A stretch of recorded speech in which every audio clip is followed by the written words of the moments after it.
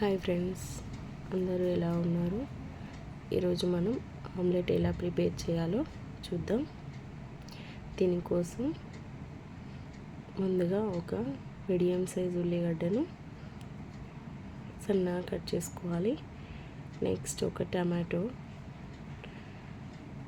ఒక 2 పచ్చిమిర్చీలు సన్నగా తరుముకోవాలి. And next కొంచెం కొత్తిమీర.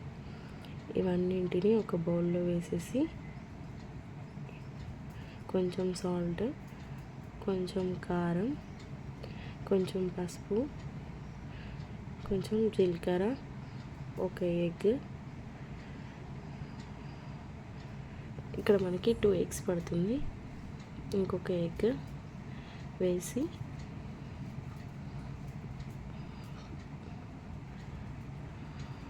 మొత్తం మంచిగా కలుపుకోండి. నెక్స్ట్ స్టవ్ ఆన్ చేసి ఆమ్లెట్ ప్యాన్ పెట్టుకొని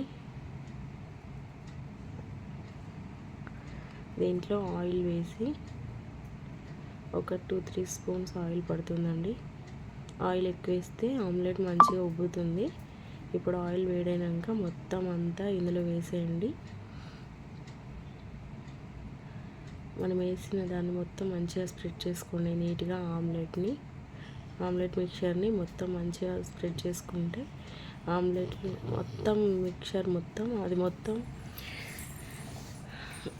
మంచిగా లేకుండా మొత్తం ఇక్కడే కొంచెం లైట్గా మొత్తం పీల్ చేసుకుంటుందండి ఆమ్లెట్. మంచిగా అలా ఉంటేనే తిప్పేసుకుంటే కింద పడదు. మొత్తం దానికి మొత్తం మంచిగా ఉడికిపోవాలి. ఆమ్లెట్ మొత్తం ఎగ్ మిశ్రమం అనేది మొత్తం అంటుకోవాలి.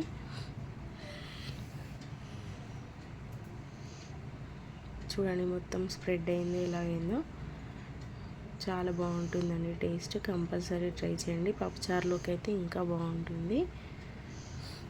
నెక్స్ట్ దీన్ని మనం రివర్స్ వేసుకుందాం. నీట్గా వేసుకోండి.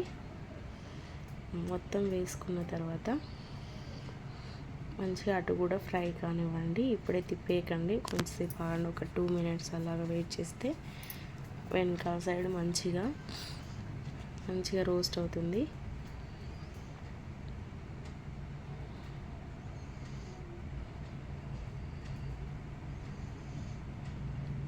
నెక్స్ట్ ఒకసారి ఇలా చూడండి, రోస్ట్ అయిపోయింది కదా.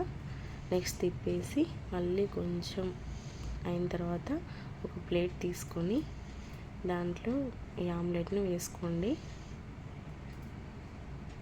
చాలా బాగుంటుందండి టేస్ట్. తప్పకుండా ట్రై చేయండి. ఎలా వచ్చిందో కామెంట్ సెక్షన్లో పెట్టండి. మీకు నచ్చుతుందని నేను అనుకుంటున్నాను. చాలా బాగుంటుంది taste. Thank you for watching అండి. Please subscribe my channel and support me.